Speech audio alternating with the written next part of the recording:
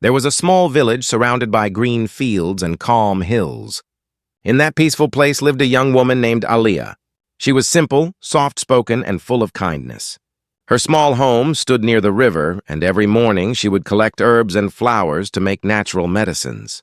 People from nearby villages often came to her for help because her healing touch was known to work like magic. Aliyah had learned everything from her grandmother, who always told her, "Child, healing is not just in herbs or needles. It is in the heart that truly wants to help." Aliyah believed that deeply. She never charged money from poor people. For her, every person was like family, and helping them gave her peace. Far away from this quiet village, in a busy city full of tall buildings and noise, lived a man named Arman Shah. He was a well-known CEO, rich and powerful. But behind that power, his life had turned dark. A car accident a year ago had left his leg partially paralyzed. Doctors tried everything, but nothing worked. He could walk with a stick, but pain followed every step. More than his body, his heart had become tired. The once confident, strong man had become angry and hopeless. One evening, Arman's driver told him about a local healer from a distant village who had cured people with just 2 acupuncture needles. At first, Arman laughed bitterly. "Do you think some village girl can do what city doctors failed to do?" he said. But that night, while sitting alone in his empty mansion, something stirred inside him. He had nothing to lose anymore. Maybe, just maybe, this was his last chance. So the next morning, Arman ordered his driver to take him there. The road was rough and long. The city lights faded behind him, and wide-open fields stretched in front of him. He had never seen such peace before. Children running barefoot, old men sitting under trees, women laughing as they washed clothes in the river. Life looked simple here, untouched by the rush of money or fame. Finally, they reached Aliyah's small hut. The driver got out first and called her. Aliyah came out wearing a plain cotton dress, her hair tied back neatly. Her eyes were gentle, filled with warmth and calm confidence.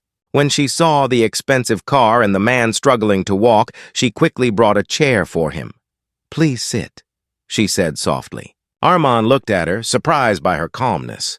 She didn't seem afraid of him or impressed by his wealth. For a moment, he felt small in front of her, this girl who had nothing but spoke with so much quiet strength. "You're the healer everyone talks about?" he asked in disbelief. Aliyah smiled. "I just try to help people," she replied humbly. "God does the real healing," Arman sighed. "Well, I don't believe in miracles, but I'm tired of pain. If you think you can help, go ahead." Without saying much, Aliyah prepared her small table. There were only a few simple things: herbs, 2 small silver needles, and a clay lamp that gave a soft glow. She asked him to sit still and close his eyes. Her hands moved gently, steady and sure. She touched a few points on his leg and then placed the 2 needles carefully. Arman waited, expecting nothing. But slowly something began to change. The sharp ache he had lived with for months started to fade. Warmth spread through his leg, and for the first time in a year, he felt life returning. His eyes opened wide in shock. What did you do?" he whispered. Aliyah smiled again. "I only reminded your body how to heal itself." He looked at her, speechless. His throat tightened.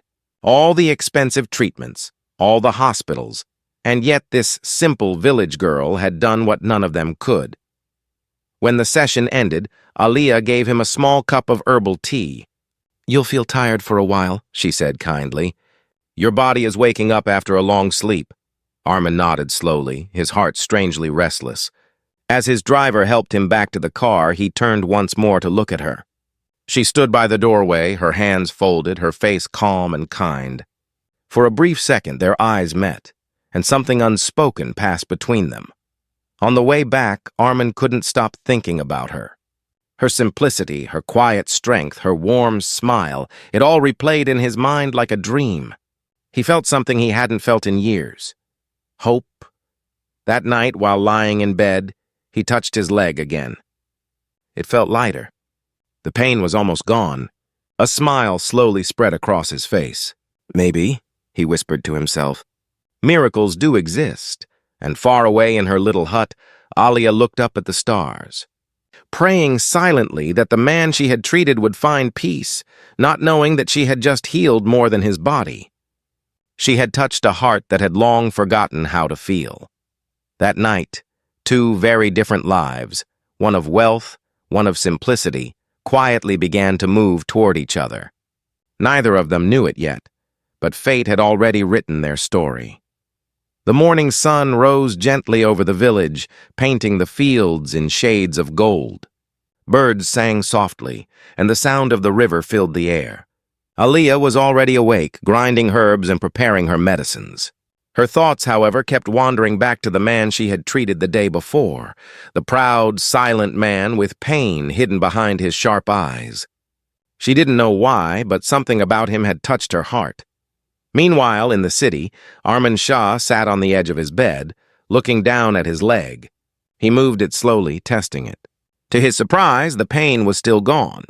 For months, he had needed support just to stand, but now he stood up by himself. His driver watched with wide eyes. "Sir, you're walking!" "It's a miracle." Arman didn't reply. He was too lost in thought. His mind kept going back to that calm voice, those gentle hands, and those two simple needles. "How could she do that?" he whispered to himself. "Who is she really?" That same afternoon, without telling anyone, Arman returned to the village.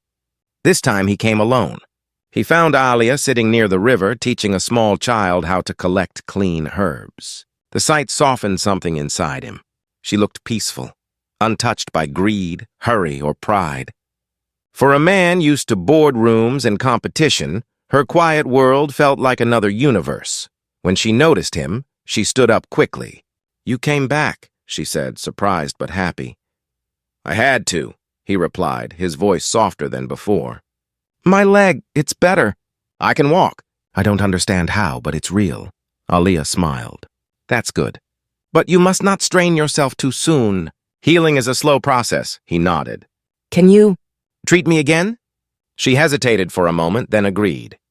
They went back to her small clinic, a simple room made of clay walls and a wooden table covered with white cloth. The air smelled of herbs and jasmine oil. A soft breeze came through the open window as Aliyah lit a clay lamp. "Sit down," she said gently. Her voice had a strange calm that made Arman forget all his worries. He sat quietly as she prepared the needles again, cleaning them carefully in warm water. "You know," he said after a moment, "I've met hundreds of doctors, but no one ever told me that healing could feel this peaceful." Aliyah looked up at him. "Because healing doesn't come only from medicine," she said. "It comes from trust, from believing that your body and soul still want to live." Arman stared at her, almost lost in her words. "You really believe that?" "I don't just believe it," she said softly. "I've seen it." For a moment, silence filled the room. Then, as she began the treatment, he watched her hands move with care and grace. The needles touched his skin, and once again, he felt a strange warmth spreading through his body. His heart slowed down. His breathing softened. It felt like a heavy curtain of pain was being lifted, not just from his leg, but from his chest, the place where loneliness had lived for too long. Aliyah finished and stepped back quietly. "How do you feel?" He stood up slowly. "Stronger," he said, amazed. "Lighter." Then, looking at her, he added in a low voice, "And peaceful." She smiled a little shyly. "That means your heart is healing too." Something inside him shifted. No one had ever spoken to him like that before, without fear, without wanting anything from him. Her words didn't flatter him, they healed him. Over the next few days, Arman began visiting her regularly.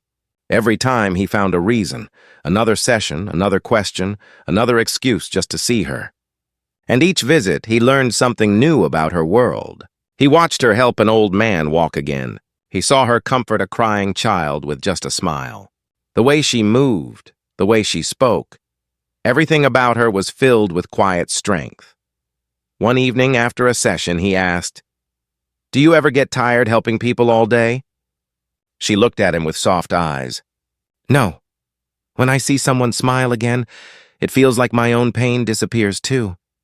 He looked at her for a long moment, then said quietly, "You're different, Aliyah. "You're not like anyone I've ever met," she laughed lightly. "I'm just a village girl, nothing special." But he shook his head. "You don't understand. You've done something no one else could. You healed me, not just my body, but something I thought was dead inside me." Aaliyah lowered her gaze, her cheeks turning warm. She didn't know what to say. His words touched her heart in a way she couldn't explain. She had seen many patients, but none had ever looked at her like that, with such gratitude, such depth, such silent emotion. That night, as Armin walked back to his car, he stopped near the river.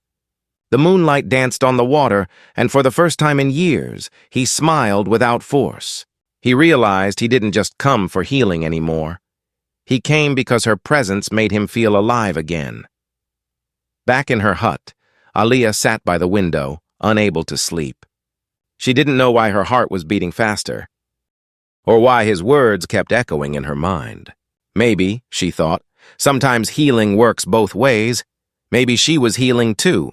And so, under the same moon, two hearts began to feel something they didn't yet understand. A soft, quiet pull of love that was just beginning to bloom. Days passed like soft wind over the fields.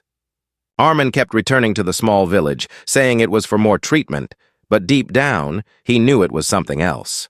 Each visit to Aaliyah's hut brought him a strange peace that no medicine or machine could give. He started to notice little things, how she always tucked a flower behind her ear, how her laughter filled the air like music, how her eyes shone when she helped someone. Aaliyah noticed the change, too. When she first met him, he had been serious, almost bitter. But now he smiled easily. Sometimes he even helped her grind herbs or carry water from the river. The villagers whispered that the city man had become different, softer, kinder, almost like one of them. One evening, as the sun dipped behind the hills, Arman and Aaliyah sat outside her hut. The sky glowed orange and pink, and the air smelled of wet earth after a light rain. Arman watched the sky quietly, then said, "You know, I used to think happiness came from power, money, and success. But here in your village, I feel something I never felt in all my years."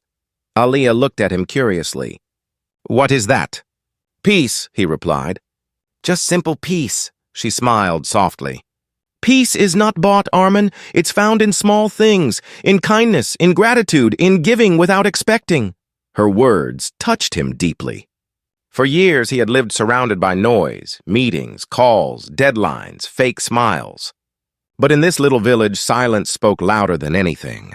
And in that silence, he found himself drawn to her simplicity, her strength, her heart. He started staying longer each time he came. Sometimes he helped her visit patients in nearby huts. Other times he sat near the river while she treated people. He watched her work, her gentle hands, her calm voice, her patience. She had a way of making even the sickest person believe they could get better. One day, while walking back from a nearby village, a sudden rain began to pour. They ran under a tree, laughing like children. For a moment, time stopped. Her hair was wet, her face glowing in the soft rain. Arman looked at her, and something inside him stirred so deeply that it almost hurt. "Aaliyah," he said softly, "you're not just a healer. You're something more. You bring life wherever you go." She looked at him, her smile fading slowly as she saw the intensity in his eyes. "You shouldn't say things like that," she whispered. "Why not?" he asked gently. "Because your world is different from mine," she said, her voice trembling slightly. "You belong to cities and glass buildings. I belong here among soil and herbs." Armin was silent for a moment. The rain fell softly between them. "Maybe," he said finally. "My world wasn't the right one to begin with."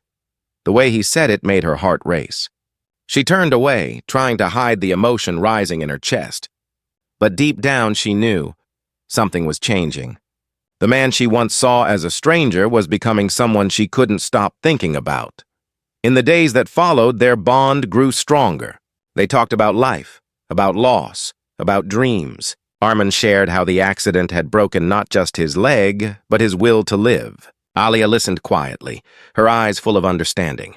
"Pain changes people," she said. "But sometimes it also makes them kinder." He nodded, his eyes glistening. Maybe that's why I met you. Aliyah lowered her gaze. Maybe it's destiny, she said softly. That night, back in his temporary stay near the village, Armand couldn't sleep. Every time he closed his eyes, he saw her face, her smile, her kindness, her calmness. He realized it wasn't just gratitude anymore. It was love. Deep, pure, uncontrollable love. But it scared him too. He was a man of the city, used to control and certainty. This feeling was different, wild, raw, and real. He didn't know if she felt the same, or if she would ever see him as more than a patient. The next morning, he brought her some books and new medical tools from the city. You can use these, he said, smiling shyly. Aliyah hesitated. You didn't have to. I wanted to, he interrupted gently. Let me do at least this much for the person who gave me back my life. Her eyes softened. You're kind, Armand. He looked at her with quiet emotion. No, Aliyah. You made me kind. A sudden breeze passed, carrying the scent of jasmine from the nearby garden. For a moment, they just stood there, looking at each other. Two souls from different worlds, bound by something invisible yet powerful. That evening, as the sun set once again over the fields, Aliyah sat by the river lost in thought.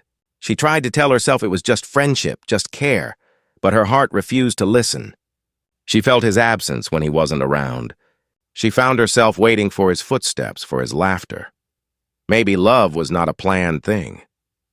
Maybe it just happened quietly. When two broken hearts found comfort in each other, and that's exactly what was happening. Without promises, without words, just a slow, tender awakening of two hearts that had never known love this way before. The days in the village passed peacefully, but change was quietly waiting in the shadows. Aliyah and Armand had grown close, too close for two people from such different worlds. Everyone in the village could see it now. Whenever Armand walked through the narrow path, children ran to greet him, old men smiled, and women whispered with knowing eyes. And when he stopped by Aliyah's hut, their smiles turned into soft laughter. Aliyah tried to ignore the gossip, but her heart wasn't listening anymore. Every time Armand came, her world seemed brighter. His laughter had become a part of her days, and his silence had found a home inside her thoughts. Yet somewhere deep inside, she feared this peace wouldn't last. One quiet afternoon, Armand asked her to walk with him to the hill where the village ended. They sat beneath an old banyan tree, its branches heavy with green leaves. The wind was cool, and the valley below looked like a painting. Calm rivers, small huts, and golden fields. This place, Armand said softly, it feels like heaven. Aliyah smiled faintly. Because it has no noise, no greed. He looked at her with a quiet ache in his eyes. And you're part of what makes it feel like heaven. Her heart skipped a beat, but she looked away quickly. Armand, don't say such things. You'll have to return to your city one day. He shook his head. Maybe I don't want to. Aliyah turned toward him, her eyes full of worry. You can't run away from your world. You have people waiting for you. A business, a family, responsibilities. He sighed. I used to think all that mattered. But now I realize what really matters is peace and love. And I've found both here with you. Her lips parted, but no words came out. She could feel his heart in every word he said. Her hands trembled slightly as she folded them in her lap. She wished, just for once, that life could be that simple, that love could be enough. But fate was listening, and fate had other plans. The very next day, a black luxury car rolled into the village. Dust rose in the air as the car stopped near Aliyah's hut. Two well-dressed men stepped out, followed by a woman wearing diamonds and anger on her face. She was Armand's mother. Where is my son? She demanded, her voice sharp and cold. Villagers stopped what they were doing, watching the scene unfold. Aliyah came forward, nervous but polite. He's at the Riverside Clinic. Shall I? Before she could finish, the woman snapped, So you're the one. The so-called healer who trapped my son with your tricks? Aliyah's face went pale. No, madam, you misunderstand. I only treated him because— Enough! The woman cut her off. Do you think you can fool us with your fake kindness?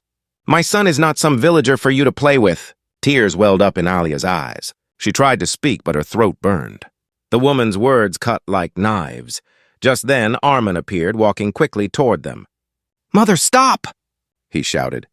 "She didn't trap me. She saved me." His mother turned to him furious. "Saved you?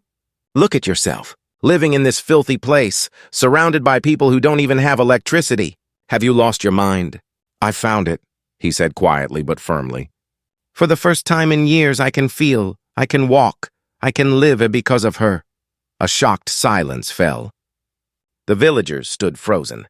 Armin's mother looked at him with disbelief. "You can't be serious." "You're coming home! Now!" Alia stepped back, tears slipping down her face. "Go, Arman," she whispered. "Your family needs you."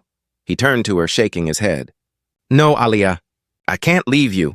But she smiled faintly, her voice breaking. "You must.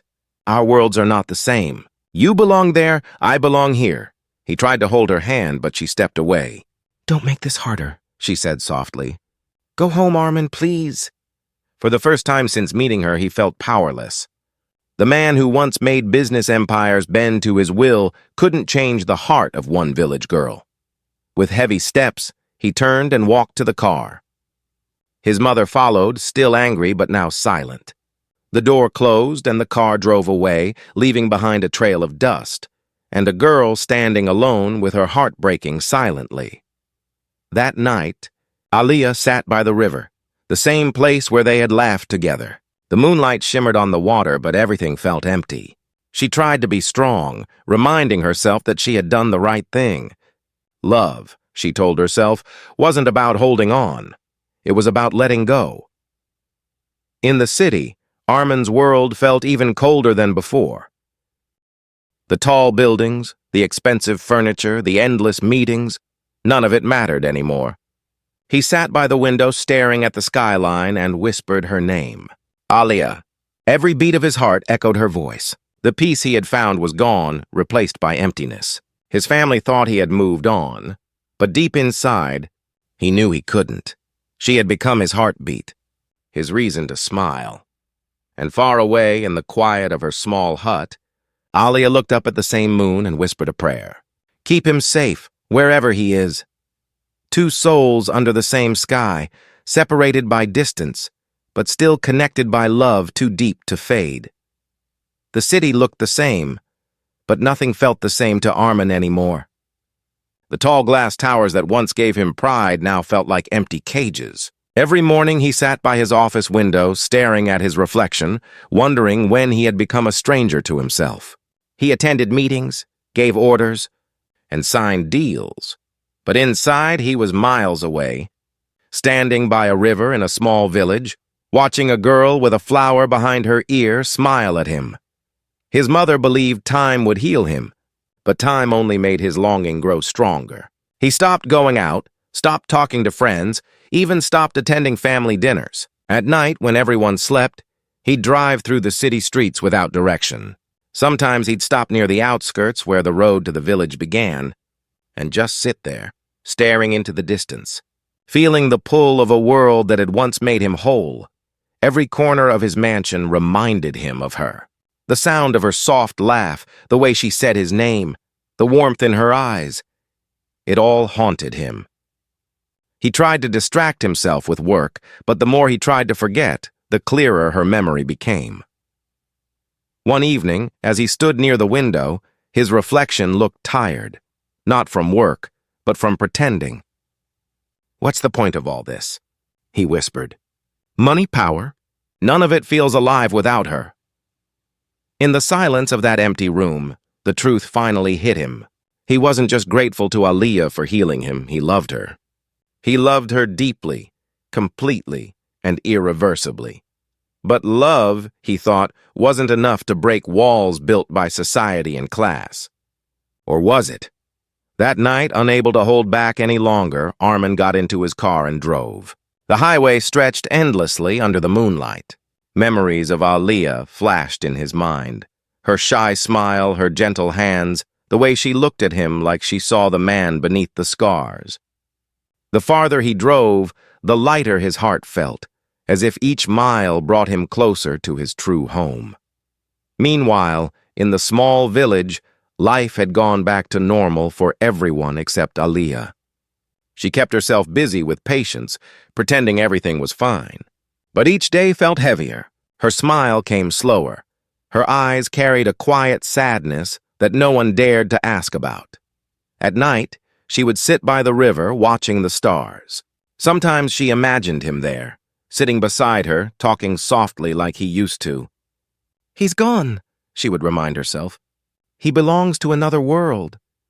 But deep inside, her heart refused to believe it. A few weeks later, she received a small parcel from the city. Inside was a letter and a beautiful notebook. The handwriting on the letter was neat, familiar. It was Armin's. "Aaliyah, I don't know if I deserve to write to you after leaving like that, but I need to tell you something. Ever since I came back, I realized that my body was healed long ago. It's my heart that has been hurting since the day I left. I thought I could live without you. I was wrong. Everything I built feels meaningless now. You showed me what real peace means, and what real love feels like. I don't know if you'll forgive me. I just wanted you to know that you're not forgotten. You're my reason to live, Aaliyah. Always were, always will be." Her hands trembled as she read the words. Tears rolled down her cheeks. She pressed the letter to her heart, whispering, "Why did you come into my life, Armin? Only to go away?" But even through the tears, a small spark of hope lit inside her. He hadn't forgotten. Maybe love still had a chance. Days passed, but she couldn't shake the feeling that something was about to happen.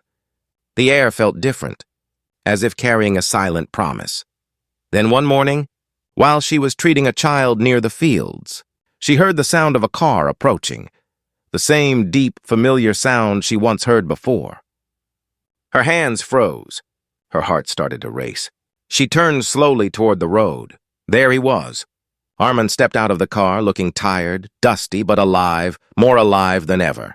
When their eyes met, time stopped. She stood frozen, unable to move. He walked toward her, every step filled with emotion. "Aaliyah," he said softly, his voice breaking. "I tried to live without you, but I can't. I left my world behind to find my heart again. And it's here, with you." Tears filled her eyes. "Why did you come back?" she whispered. "Because I finally realized," he said, taking her hands gently, "that no world is too different when love is true." She tried to speak, but the words got lost in her tears. For a moment they just stood there, holding each other's gaze. Two souls that had been apart for too long, finally finding home again. The villagers slowly gathered, whispering among themselves. But this time, Aaliyah didn't care. She didn't hide her feelings, and neither did he. The river flowed softly beside them, the sky glowing golden as the sun rose. It was as if nature itself was blessing their reunion.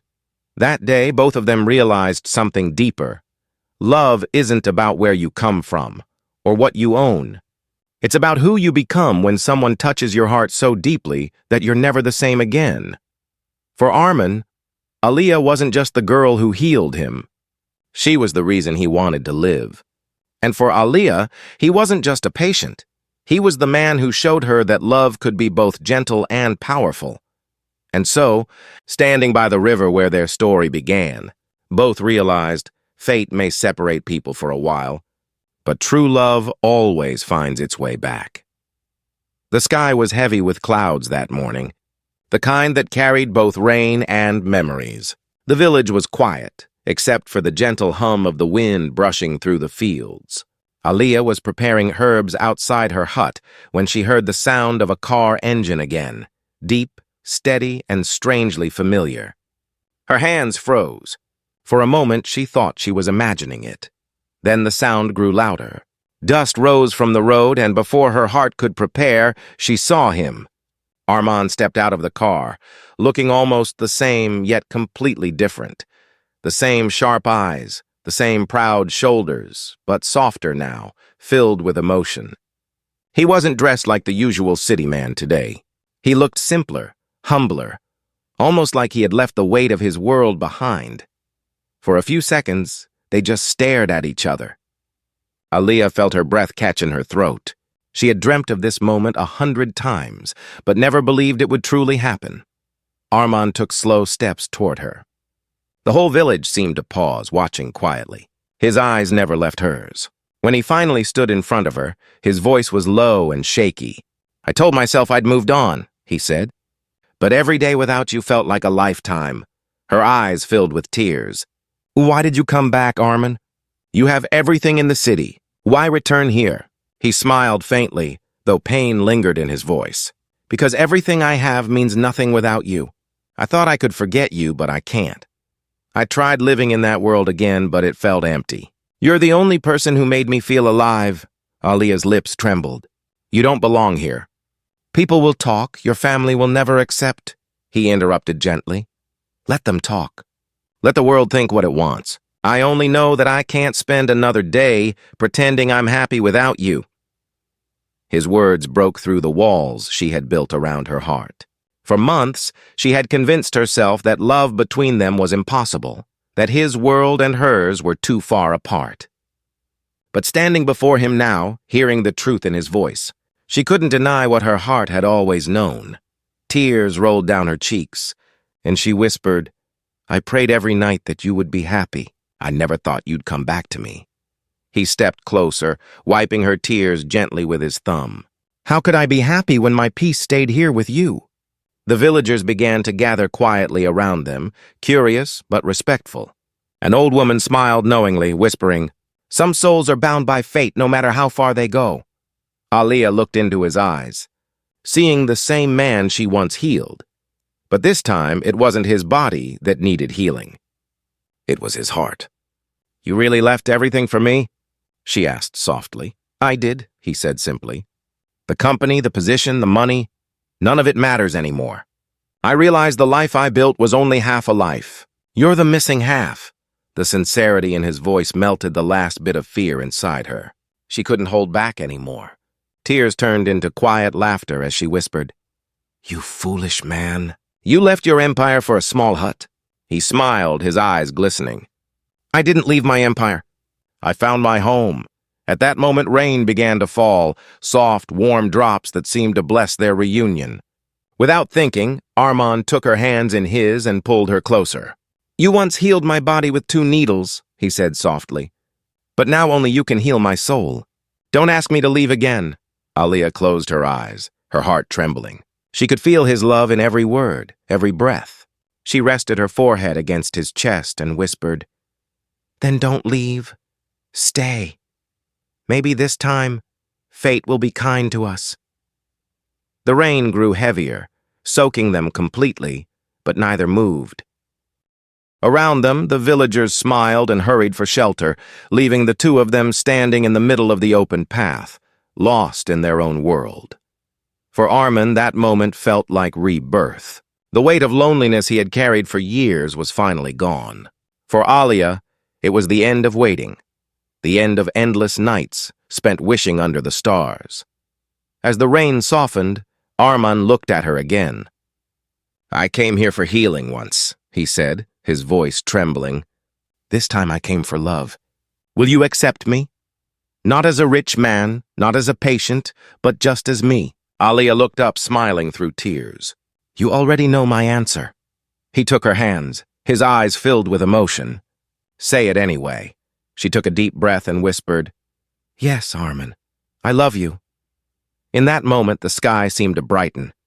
The rain stopped, leaving behind a golden glow across the wet fields. The world around them blurred. It was just the two of them, standing together, hearts beating in rhythm. Their love had survived distance, pain, and fear. It had crossed the borders of class and pride. It had proven that when two souls are meant for each other, even fate cannot keep them apart forever. And as the wind brushed past them gently, Aaliyah smiled and said, "Maybe this is what true healing looks like." Armand nodded, holding her close. "No," he whispered, "this is what true love feels like." The next morning, the sun rose brighter than ever, spreading golden light across the village fields. The rain from the night before had washed everything clean, leaving behind the fresh scent of earth and jasmine. Aliyah stood outside her small hut, watching the sunrise with quiet wonder. For the first time in a long while, her heart felt light. Armin was still there, not in a dream, not in a memory, but standing right beside her, holding a cup of tea in his hand. "Good morning," he said softly. She smiled shyly, tucking a loose strand of hair behind her ear. "You're still here," he chuckled. "I told you I'm not leaving again." "You might get tired of seeing me every morning." Aliyah looked at him with warmth in her eyes. "I don't think I ever could." They shared a quiet laugh, the kind that only two people who have walked through pain together can share. As the day moved on, word spread quickly through the village. The man from the city had returned, not as a patient this time, but as someone who had chosen their world as his own. Some people whispered, others smiled, but most were simply happy for Aliyah. She had given her life to healing others, and now, it seemed, life itself had chosen to heal her heart. By afternoon, Armin sat with the village elders under the old banyan tree. The air was filled with curiosity and excitement.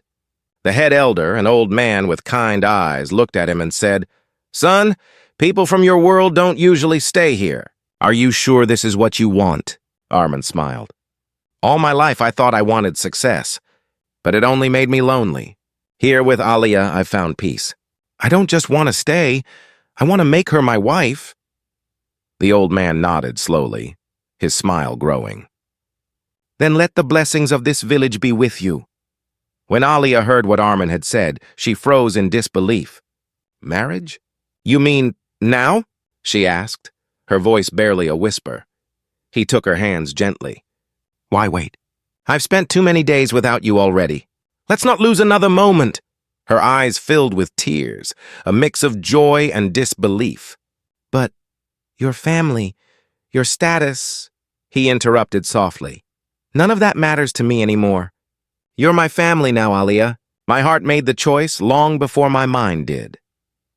That evening, as the sun began to set, the villagers gathered under the same banyan tree where Armin had first confessed his love. The sky turned into shades of orange and pink, and the air was filled with laughter, music, and the sound of drums made from simple village materials.